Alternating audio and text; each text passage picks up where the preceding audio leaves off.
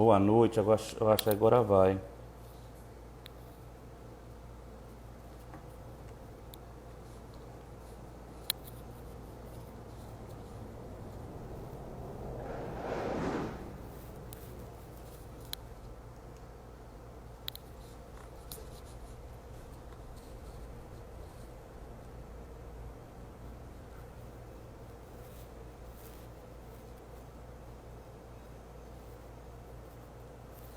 Boa noite, Matheus. Troquei de celular.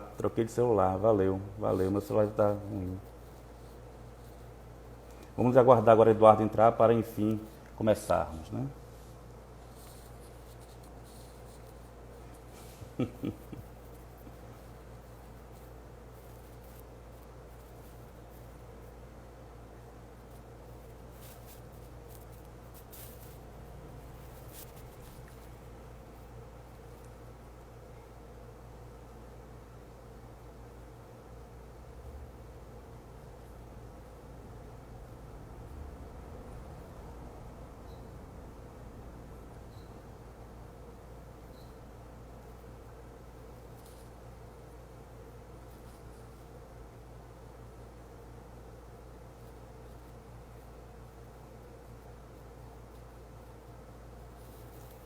Vini, boa noite.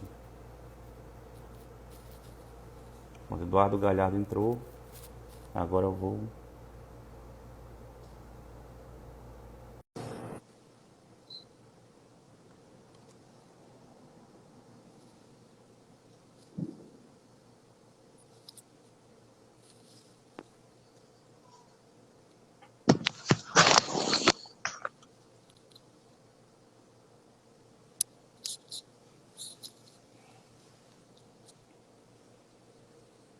Boa noite.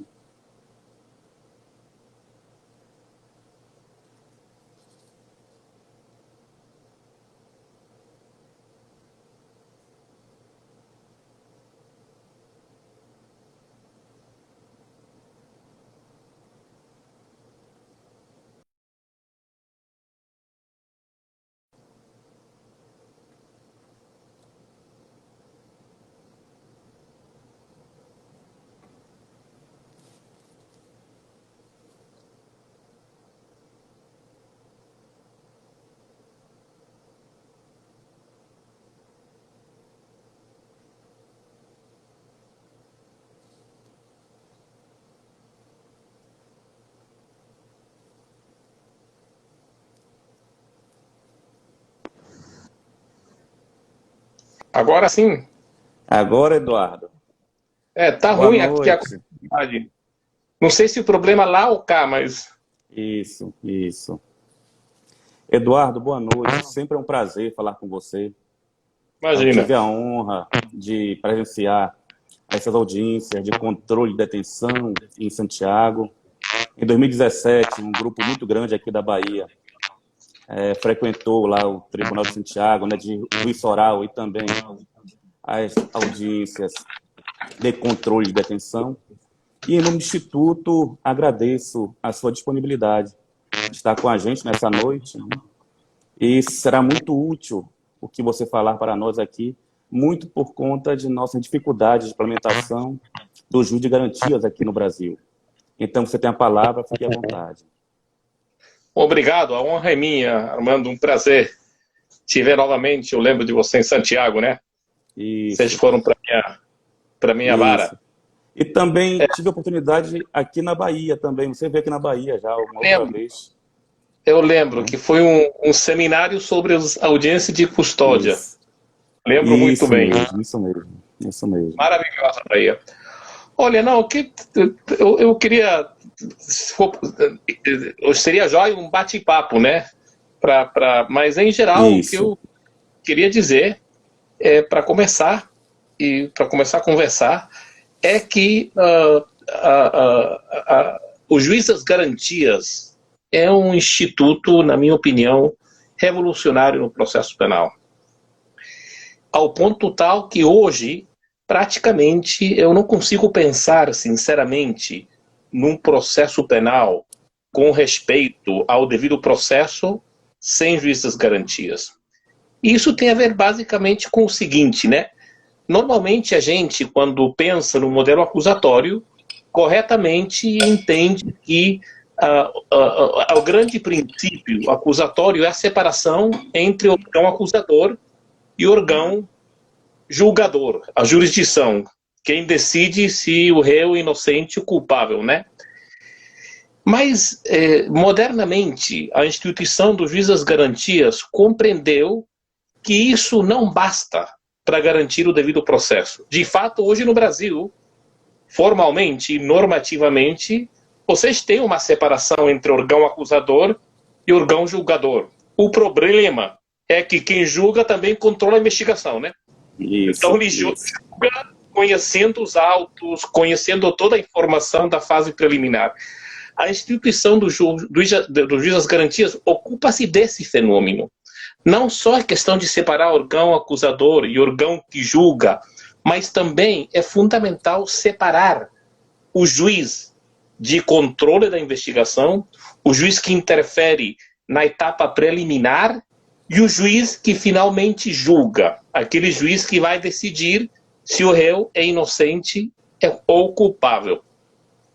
E a premissa disso é a compreensão de que a ideia de processo não é só o juízo, não é só com a acusação. Processo é desde o começo que o réu, que o cidadão tem direitos fundamentais. Até antes da denúncia, desde a audiência de custódia, ou inclusive antes, se teve uma investigação contra esse cidadão. E isso explica, justifica, por que tem garantias na etapa de investigação com um juiz que não vai ter nada a ver com o juiz que vai julgar esse réu finalmente no juízo. Por quê? Porque se o mesmo juiz da fase de investigação, que é o que no Brasil vocês chamam de juiz prevento, é o juiz que vai julgar o réu no juízo oral, é impossível estruturalmente pensar que esse julgador do juízo oral é imparcial. Quem pensa que esse juiz prevento é imparcial na hora de julgar o réu é como acreditar no Papai Noel, né? Eu sempre digo, para julgar imparcialmente o réu, se você interferiu na fase preliminar de investigação, o único jeito é se aquele juiz faz uma lobotomia epistêmica da cabeça dele, né? Porque esse é o juiz que decretou os grampos telefônicos, esse é o juiz que decretou as prisões preventivas, que conheceu dos elementos fáticos da prisão em flagrante. Ele conhece o processo e ele já opinou. Em consequência, é impossível, no caso brasileiro, por exemplo, pretender que aquele juiz julgue sem base, por exemplo, no inquérito, porque ele conhece essa informação. Como é que você tira isso da cabeça dele? Quem pensa que isso é impossível, no fundo, ele está acreditando na religião inquisitiva, que é aquela crença da superioridade moral e epistêmica do juiz profissional. Mas isso, na verdade, não existe. Mas, de outro lado, a separação do juiz da fase de investigação e do juiz do julgamento não só garante a imparcialidade do julgador, né? Que ele só vai julgar com as provas produzidas no juízo, com as testemunhas, não com aquelas que falaram perante a polícia ou promotor na fase de investigação, com aquilo que elas vão falar no juízo, por primeira vez. Eles só julgam com isso. Você garante a imparcialidade do julgador. Mas se você tem um juiz só interferindo na fase de investigação, que não vai julgar depois, esse juiz também vai ser mais imparcial para garantir os direitos do réu na etapa preliminar. Por quê? Porque se eu não vou julgar o réu, eu sou juiz das garantias, e eu estou, por exemplo, vou decretar um grampo telefônico, uma quebra de sigilo bancário, posso até decretar uma prisão preventiva ou não decretar, tanto faz. Mas se eu sei que eu não vou julgar esse cidadão, eu sou mais imparcial para controlar a investigação da polícia e do Ministério Público. Porque eu não vou ter nenhum interesse no resultado daquela investigação. Se em função daquela investigação eu vou ter que decidir amanhã em função da culpabilidade daquele réu, normalmente eu vou querer ter mais informação. E aí você gera incentivos perversos para os juízes preventos subsidiar muitas vezes, suplementar a função do promotor, do Ministério Público. Por quê? Sim, Porque eu vou julgar. E, porém, eu quero mais informação. entendi. Eduardo, aqui no Brasil, eu também sou juiz aqui na Bahia. Eu utilizo você como referência, né? Eu faço também audiência de custódia aqui na Bahia. Mas aqui no Brasil não foi muito bem compreendido o juiz de garantias, né? Desde as organizações, instituições, foram uma boa parte contra. A Associação de Magistrados, tanto estaduais como também federais, ingressaram com medidas judiciais para suspender. E o Supremo Tribunal Federal, infelizmente, suspendeu a eficácia do nosso artigo, né? E eu queria saber se no Chile também houve muita dificuldade de implementação de um código de processo penal verdadeiramente acusatório, né? Porque me parece que o projeto da Constituição brasileira era ter um processo penal acusatório. Entretanto, nosso processo penal não foi adiante, muito por conta dessa sabotagem, né? Como Alexandre Moraes da Rosa muito bem cita em seu livro, há uma verdadeira sabotagem. Aí eu queria saber se no Chile havia também no momento da mudança, houve essa resistência também. Olha, foi para começar sempre, a principal resistência a essas transformações estruturais do Estado, do processo penal, sempre, eu sou juiz, eu sei muito bem, a resistência normalmente é do judiciário. Provavelmente, em qualquer sociedade, não só no Brasil, no mundo inteiro, o estamento, o segmento mais conservador de uma sociedade, normalmente é muitas vezes uma parte importante do judiciário. E no Chile não foi diferente. Quem mais resistiu à implementação, à transformação do processo penal inquisitivo ao acusatório foi precisamente o judiciário.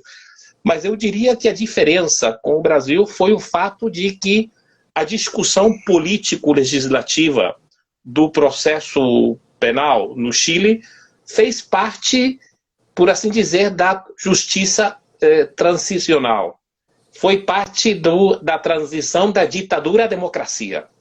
Então, quando a gente discutiu a reforma ao nosso processo penal, a gente tinha muito em cima o trauma das violações aos direitos humanos da ditadura. Então, a sociedade era muito crítica do judiciário, porque o judiciário não fez nada para proteger os direitos humanos na época da ditadura. Então, existia, nas novas lideranças políticas democráticas, a decisão radical de que o processo penal tinha que mudar para garantir o devido processo. Mas o que é interessante é que aqueles setores mais conservadores também perceberam que era preciso mudar o processo penal, porque eles conseguiram... E isso é o que eu acho muito estranho na discussão que às vezes eu percebo no Brasil e em outros países. As pessoas acham que o sistema acusatório é garantista, pró-bandido, pró-impunidade, que o sistema inquisitivo é ineficiente, não consegue punir. E, na verdade, não é assim. Os conservadores no Chile perceberam que o sistema inquisitivo, para quem quer levar a sério a eficiência da persecução penal, é também essencialmente inútil. O sistema inquisitivo é ruim para as garantias, mas também é muito ruim para a eficiência, a efetividade da persecução criminal.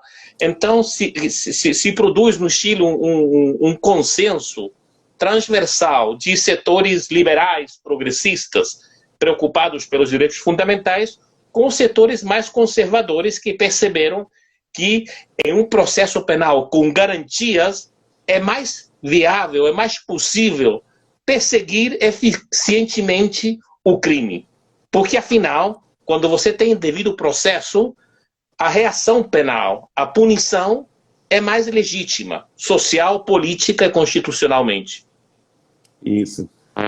Eduardo, outro aspecto que deve ser considerado, a meu sentir, é a nomenclatura equivocada de juiz de garantias, né? Já que todos o são, né? Então, aquela audiência de custódia, que no Chile ele recebe outro nome, que é bem mais adequado, né? E me parece que essa nomenclatura traz muito fervor, né, naquela corrente conservadora, né? Porque, como você disse, entendem que é para garantir os direitos do bandido. E é aquela compreensão equivocada que, infelizmente, nós temos no Brasil. Né? Bem a propósito, Eduardo, naquela minha ida ao Chile, com vários colegas que, inclusive, estão aqui em nossa reunião, um taxista me falou, eu indo para o aeroporto, o taxista estava com outro colega, ele falou, aqui a justiça é muito garantista. Um taxista chileno, né? Muito, eu achei interessante nesse ponto, né? Porque o garantismo também já chegou, né, naquele pessoal que não tem um contato diário com o direito, pelo menos no sistema de justiça. E eu achei muito interessante isso. Mas aqui, mais uma vez, repito, né, essa resistência da magistratura, infelizmente, talvez com receio de que vá funcionar mal o nosso sistema de justiça. E você sabe mais do que eu, quero que você fale, se realmente este sistema acusatório traz algum prejuízo ao sistema de justiça, se perde a qualidade. Não perde, pelo contrário. Para começar, no sistema acusatório com uma oralidade efetiva, um dos primeiros efeitos é que diminui muito a corrupção. Nós sabemos que nos sistemas inquisitivos a corrupção é um problema sério. Não porque os juízes sejamos corruptos, mas nos sistemas inquisitivos, onde não tem cultura da audiência para resolver tudo, se produz aquele fenômeno da delegação de funções jurisdicionais em funcionários subordinados. Então, por um lado, o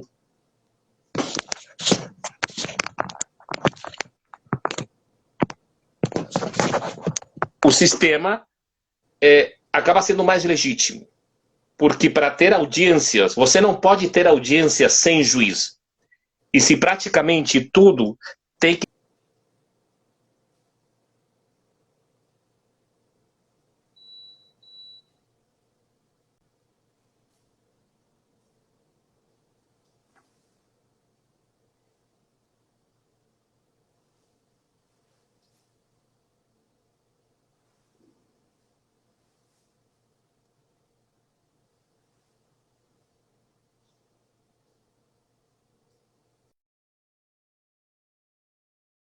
Tem uma falha na... Eu travou, né? Vou convidar novamente. Eu peço compreensão aos ouvintes, porque Eduardo Galhardo está em Santiago, e isso, obviamente, nos traz alguma dificuldade, né, para a transmissão ao vivo, inclusive é uma diferença de fuso, e logo, logo ele deve ingressar novamente, e já já nós retomamos a nossa live.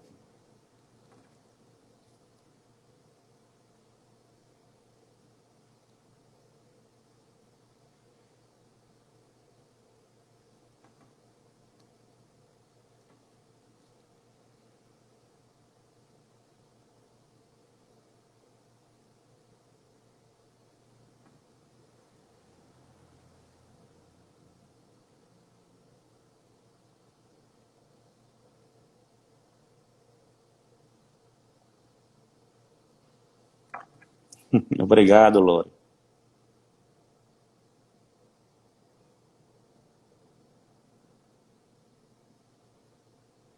Eu quero registrar aqui a presença do nosso ex-presidente Antônio Vieira, do Instituto Baiano de Direito Processual Penal também, e também registrar a presença de Paula Balesteiros, que foi quem nos ciceroneou lá no Chile, nos apresentou aquele sistema de justiça em 2017, eu não sei se foi também ela que apresentou o sistema de justiça às turmas anteriores. Né? Foi um evento estimulado pelo Serra, Centro de Estudos de Justiça das Américas, que nos facilitou muito. Daqui da Bahia foram 3 juízes, né? 3 juízes, eu, doutor Eduardo, doutor Ícaro, com alguns colegas promotores também, doutor Saulo, advogados, professores, a advogada e professora Lorena, vários tiveram oportunidade de vivenciar aquele sistema que já era tido como um sistema paradigmático, né? Paradigmático, e hoje, sinceramente, eu sempre não esqueço daquelas aulas, verdadeiras aulas que nós tivemos lá, e que me aproximou e me aproxima cada vez mais de uma justiça acusatória, porque este é o projeto, né, de nossa Constituição. Nós não temos, muito embora haja uma vinculação histórica com o sistema inquisitório, mas nós temos que nos destacar deste ranço que, infelizmente, ainda permeia todo o sistema de justiça, né? E, infelizmente, não é diferente no judiciário. Grande parte das pessoas que foram forjadas no sistema inquisitório, e é muitas vezes até natural e compreensível que exerçam práticas inquisitórias mesmo diante de uma Constituição altamente acusatória, né? Mesmo diante de uma Constituição que tem, dentre seus princípios, diversas garantias e diversos princípios que se inserem no sistema acusatório. E esta lição que nos deixa eu ver se já está entrando aqui, ainda não, esta lição que nos deixa Eduardo Galhardo, que nos transmitiu, na verdade, eu espero que ele retorne, é uma lição essencial para que o juiz perceba, compreenda, como diz o mestre Jacinto, né, com diversas palestras, o seu lugar demarcado constitucionalmente, né, o lugar de não produzir prova ex officio, o lugar de sempre aguardar a provocação das partes, o lugar de não gerir as provas, portanto, porque as provas estão a cargo da gestão das partes, seja do acusador, seja da defesa, né? Então, sempre se busca, portanto, o quanto é possível, até mesmo com as limitações humanas, um julgamento imparcial.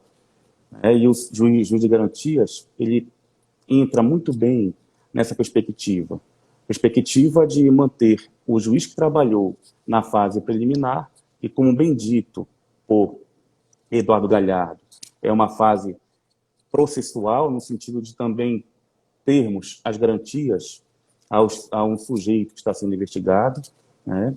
E também um outro juiz que vai ter que se debruçar, outros juízes, como no Chile, lá é um colegiado de juízes que irão se debruçar sobre o mérito do caso penal, né? E estes juízes não devem ter contato, porque este contato ocorre de forma, se acontecer, né, de forma a comprometer a imparcialidade do julgador, né? E sabemos que o que mais se busca com a jurisdição é um julgamento imparcial. Talvez a imparcialidade seja um dos maiores valores que a jurisdição, como conquista civilizatória, trouxe, que é a presença de um terceiro imparcial.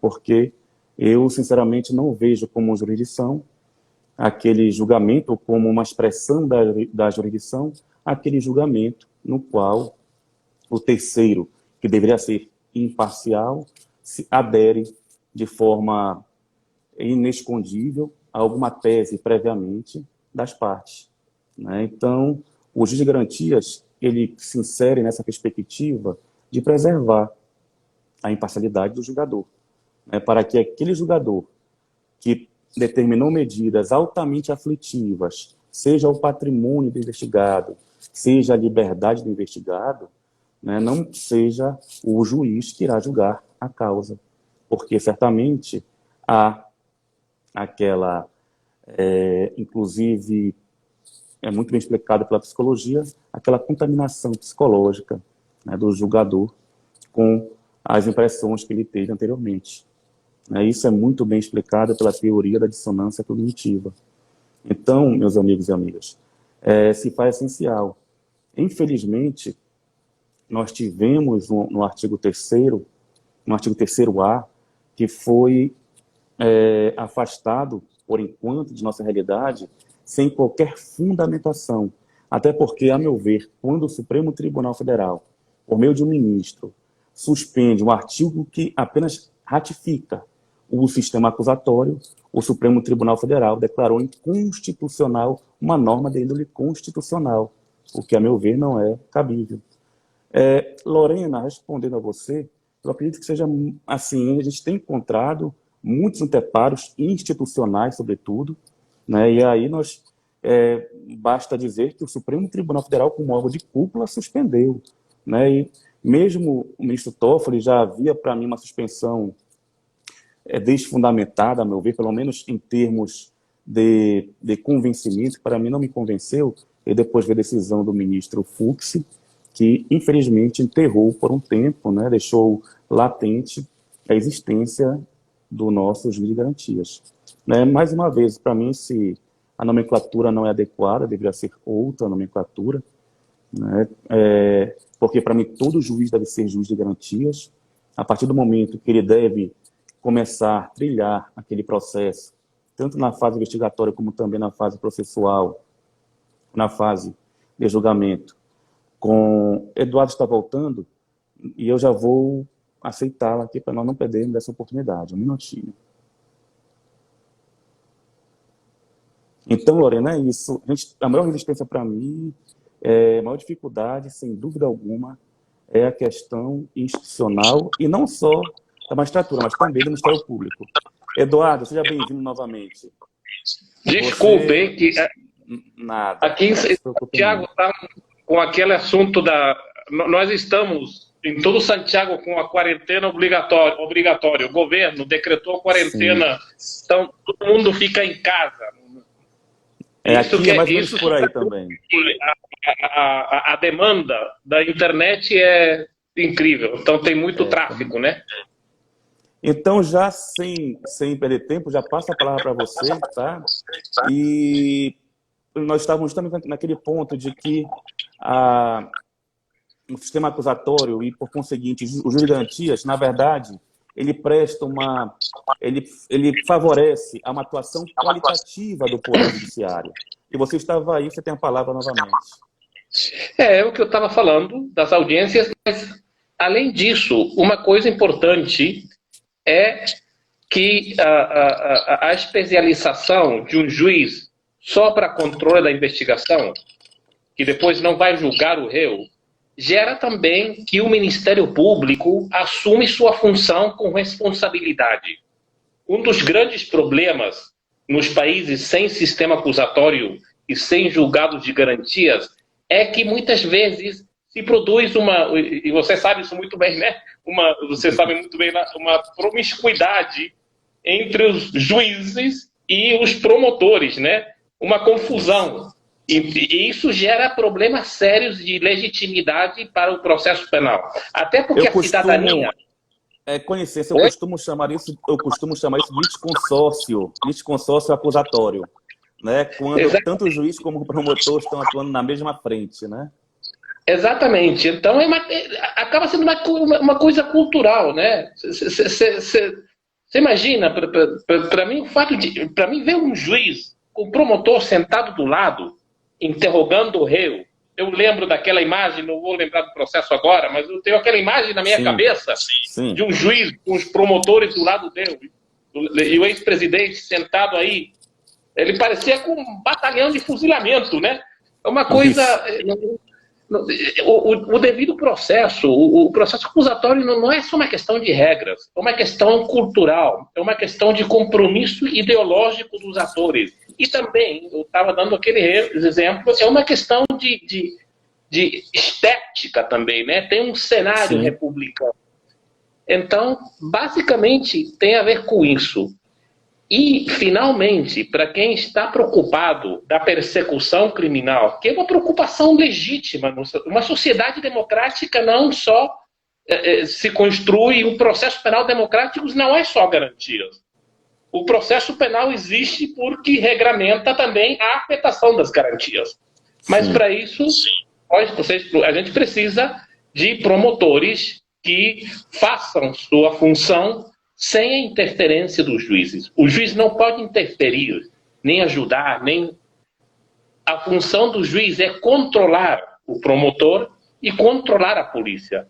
Não para atrapalhar, mas para gerar legitimidade do poder penal do Estado. Isso. Aqui, inclusive, em nossa live, nós temos o Dr. Saulo, que também foi ao Chile, e é um desses promotores que cumpre o seu papel constitucional, realmente, né? E eu sempre percebi isso, né? Muitas vezes o Ministério Público, isso na observação, né? Ele crê que o juiz vai suprir uma deficiência, né, no sistema inquisitório, acaba, né, havendo isso, infelizmente. A partir do momento em que o nosso Código de Processo Penal permite, inclusive, que o juiz condene um acusado quando o promotor pede a absolvição. Né, que é Não, né, isso é a essência do acusatório, que o dono da ação penal é o promotor, nunca o juiz. Essa é uma questão fundamental, né? Mas isso, eu insisto, exige um compromisso ideológico dos juízes, no sentido que eu tenho que aceitar e assumir que eu não tenho nada a ver, eu não tenho nenhum compromisso, nenhum interesse com a segurança pública. isso. Essa não é minha função. Eu não estou contra a segurança pública. Eu não gosto de ser assaltado na rua também, não, né? Não, ninguém. Mas na minha função de juiz, esse não é meu problema. Esse é o problema da polícia, do promotor, do governo, enfim. Meu problema é gerar condições de legitimidade constitucional para que o trabalho deles seja legítimo.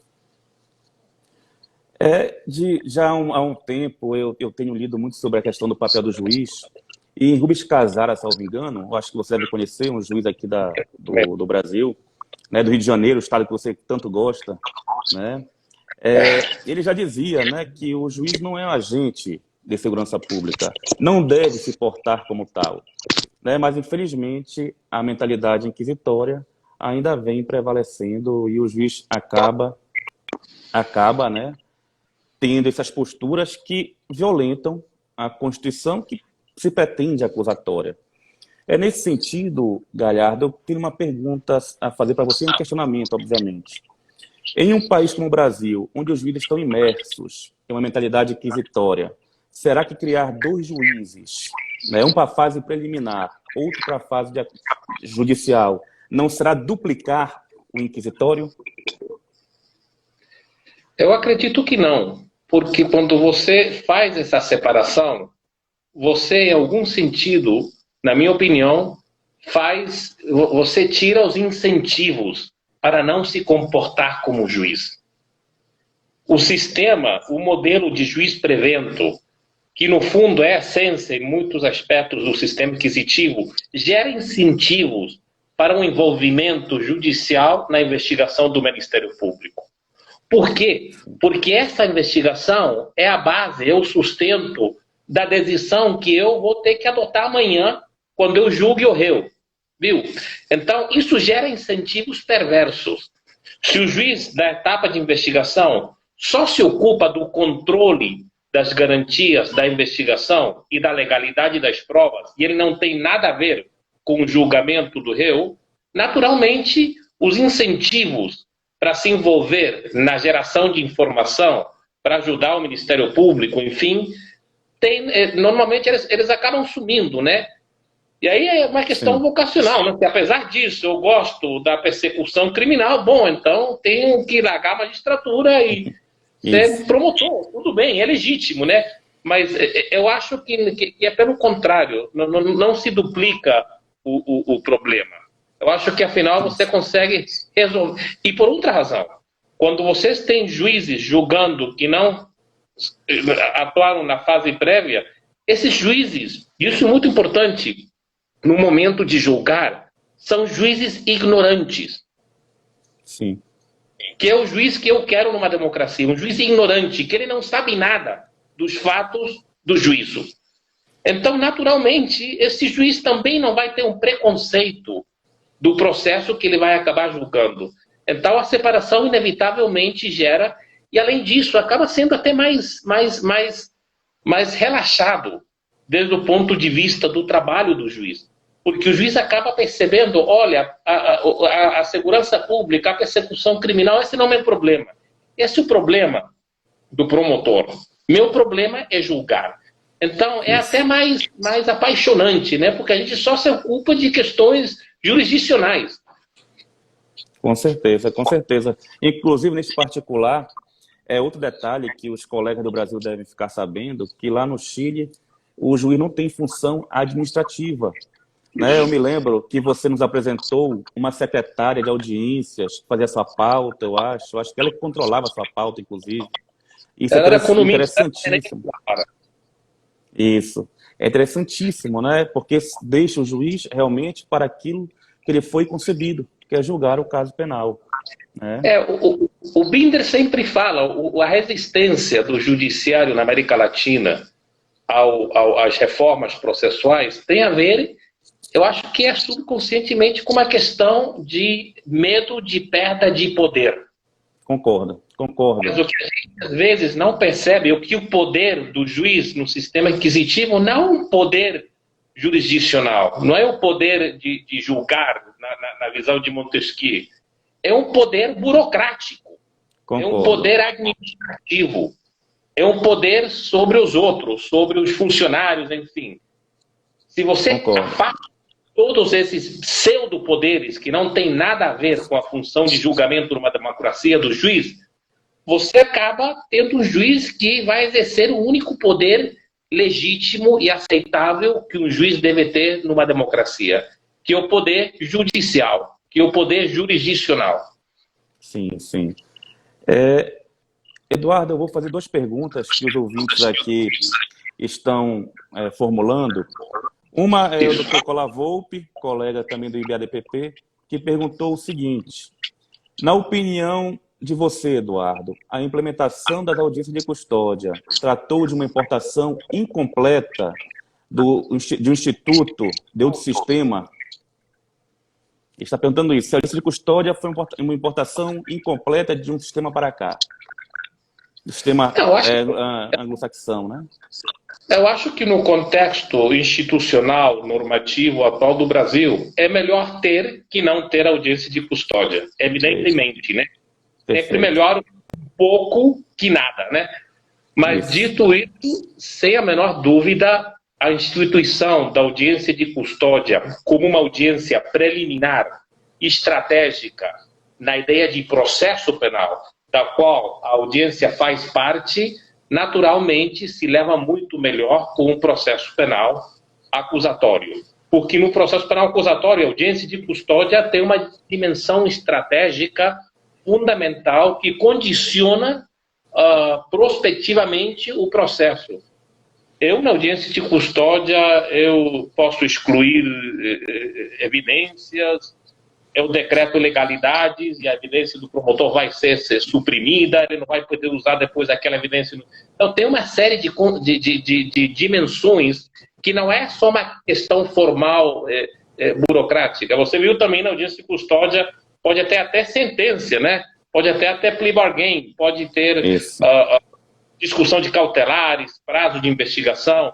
E uma coisa importante, na genuína audiência de custódia se produz a formalização, a imputação da investigação, que é um pouco parecido à denúncia no Brasil, sim, né? Sim. Mas a questão é que aqui, sem formalização, você não pode nem discutir medidas cautelares.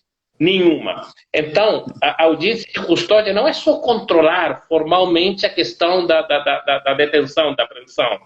É uma audiência fundamental para regramentar todo o devido processo dali para frente. Entendi. Eduardo, para você ver como o Brasil, infelizmente, ainda está nessa lama do sistema inquisitório, né? Aqui no Brasil, na audiência de custódia, isso foi entendimento do Superior Tribunal de Justiça, tá? Se o juiz reconhecer que a prova é ilícita, não há praticamente uma coisa julgada sobre aquilo. O STJ disse que pode haver, né, uma acusação formulada nesta prova, que o juiz da custódia considerou ilícita. Né? Isso é algo extremamente problemático, né? Porque retira, né, aquela atuação, né, esvazia a atuação do juiz da audiência de custódia. Se isso for assim, então, na verdade, a audiência de custódia, como instituição garante do devido processo, acaba sendo uma cruel ironia, né? Para que ter audiência de custódia se as decisões não vão ter consequências?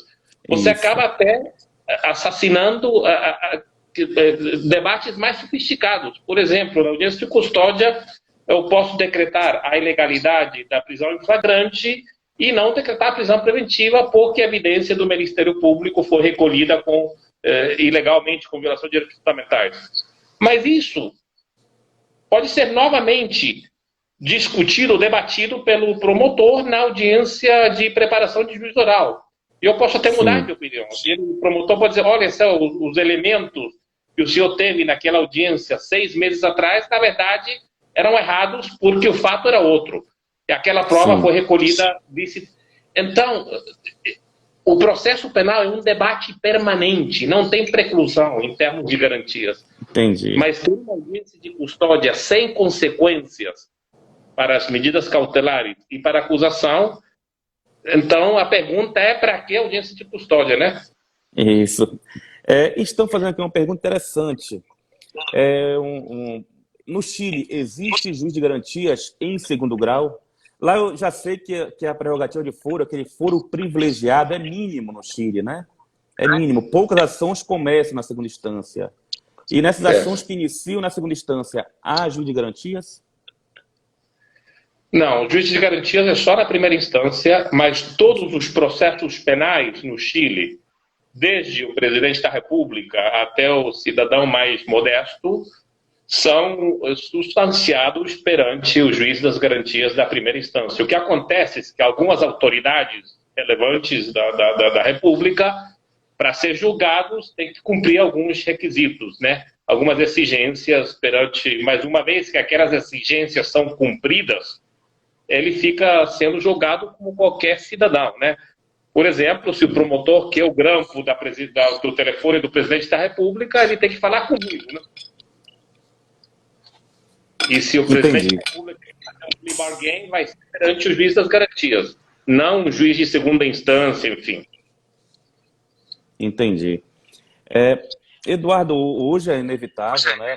No Brasil, obviamente que o sistema acusatório ainda é muito solapado, é muito ofendido, é muito agredido, mas nós temos uns respiros, uns suspiros também no STJ de sua aceitação.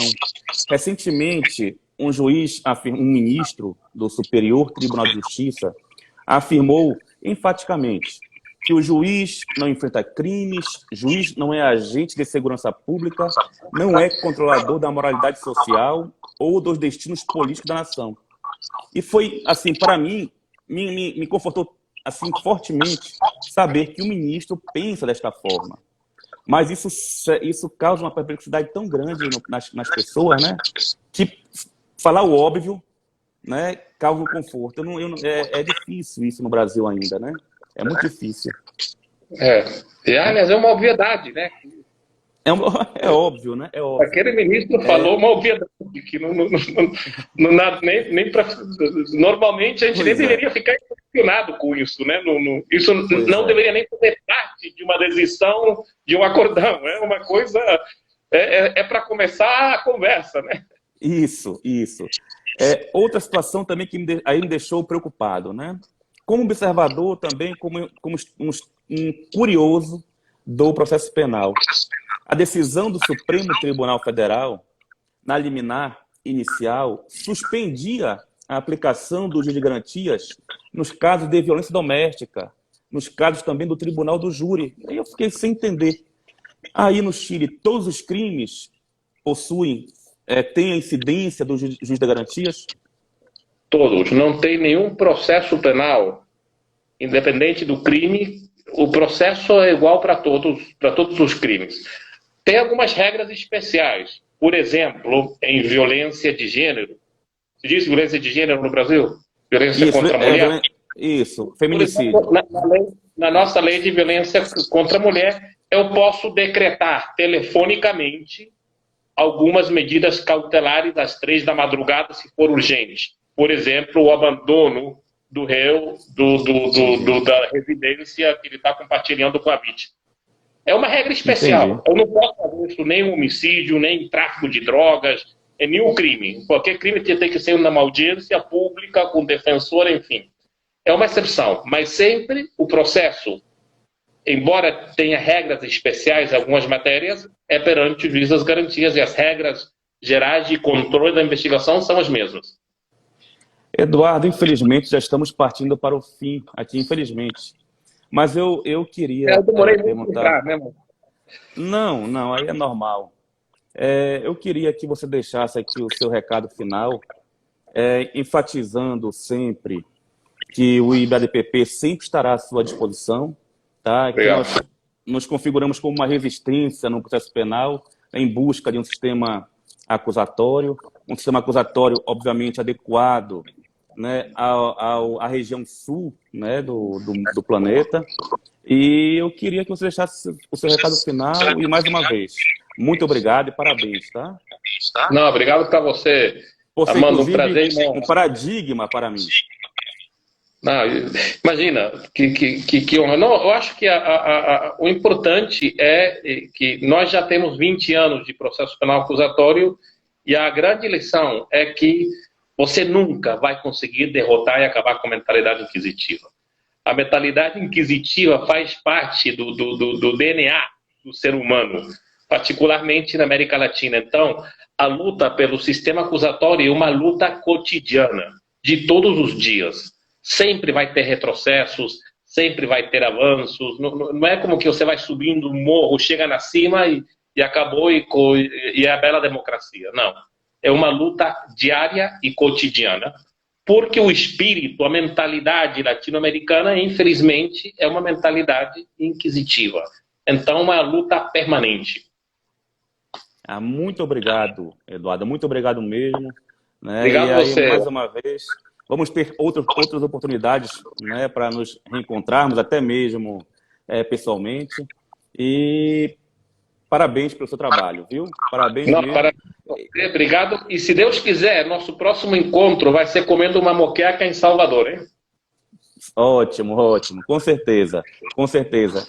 Muito obrigado mesmo e obrigado também a todos os participantes aqui. Infelizmente, não podemos responder todas as perguntas. Foi muito bom estar com vocês, tá bom? Muito boa noite, Eduardo. Boa noite. Obrigado.